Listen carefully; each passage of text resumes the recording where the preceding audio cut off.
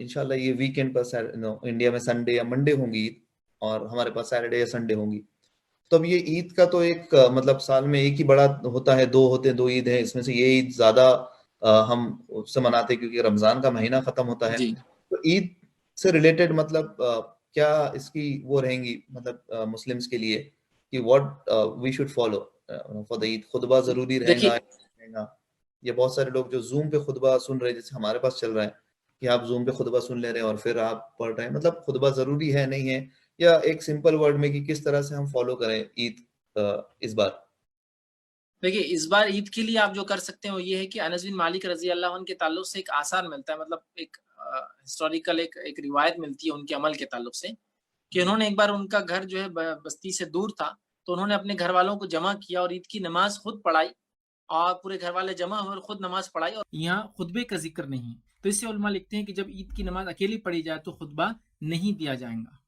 तो ये एक आसार सहाबी से हमें मिलता है कि ऐसी हालत में जब इंसान मजबूर कर दिया जाए, शहर से बाहर रहता हो, अकेला रहता हो और घर की अफराद अगर नमाज पढ़ते हैं, तो वहाँ नमाज पढ़ी जाएंगी बाजमात, मतलब घर में अगर जेंट्स है, लेडीज है, सब पढ़ सकते हैं बाजमात, और ईद का खुतबा लेकिन नहीं होगा।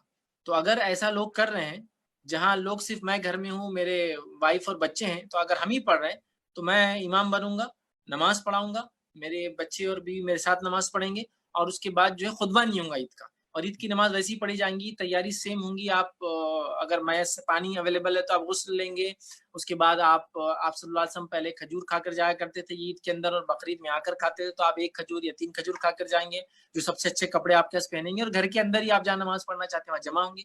कोशिश करें कि तुलुए आफ्ताब के बाद आप पढ़ ले, जवाल तक इसका वक्त होता है, लोग जमा हों, और कुरान जिसको ज्यादा आता है वो इमामत करे, इमामत करने के बाद मामला खत्म हो गया और ईद आपकी हो गई। इसमें खुतबा देने की जरूरत नहीं होगी जब आप घर में पढ़ रहे हैं।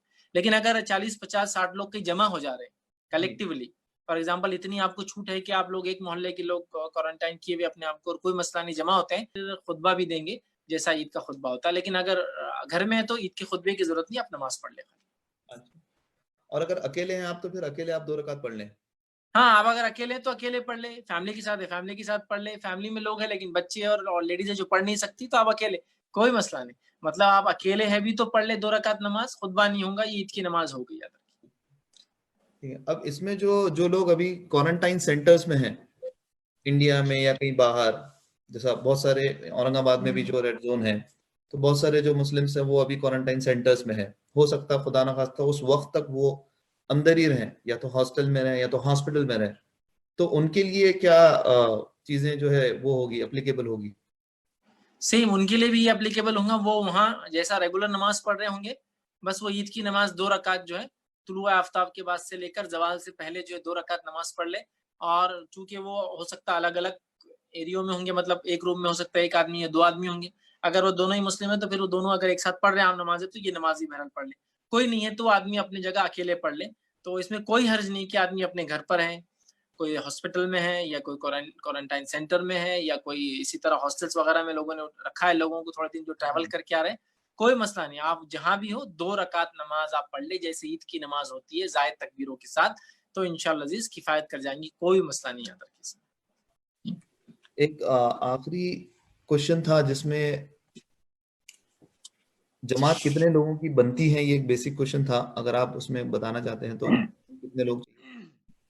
जमात जो है वो 2 लोगों से बन जाती है। तो जब 2 लोग हो सिर्फ और जमात बनाए तो दोनों बाजू-बाजू खड़े होंगे एक दूसरे के, बिल्कुल लग कर खड़े होंगे ऐसे, यूँ खड़े हैं, 2 लोग। और अगर 2 से ज़्यादा हो जाए, 3 हो जाए, तो फिर इमाम आगे होगा, मुक़्तदी पीछे होगा। मतलब अगर 2 लोग हैं तो जमात बन जाएँगी, दोनों बाजू खड़े होंगे, और अगर 3 लोग हो जाए तो 1 आदमी आगे रहेगा, 2 लोग पीछे बाजू-बाजू खड़े रहेंगे।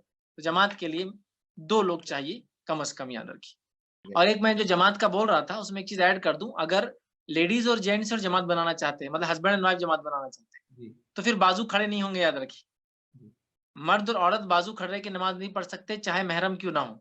तो अगर हस्बैंड एंड वाइफ जमात बना रहे हैं, तो हस्बैंड आगे होगा और वाइफ अकेली पीछे खड़ी रहेंगी, ये उनकी जमात होंगी, याद रखिए। लेकिन अगर 2 मेल हैं, तो बाजू खड़े होंगे, 3 हो जाए तो इमाम आगे और 2 पीछे, और अगर उसमें लेडीज़ भी हो, तो पहले इमाम, फिर जेंट्स, फिर बच्चे, फिर लेडीज़, ये होती है सफ़ का तरीक़ा। तो इमाम, जेंट्स, बच्चे और फिर लेडीज़ होती है, याद रखिए।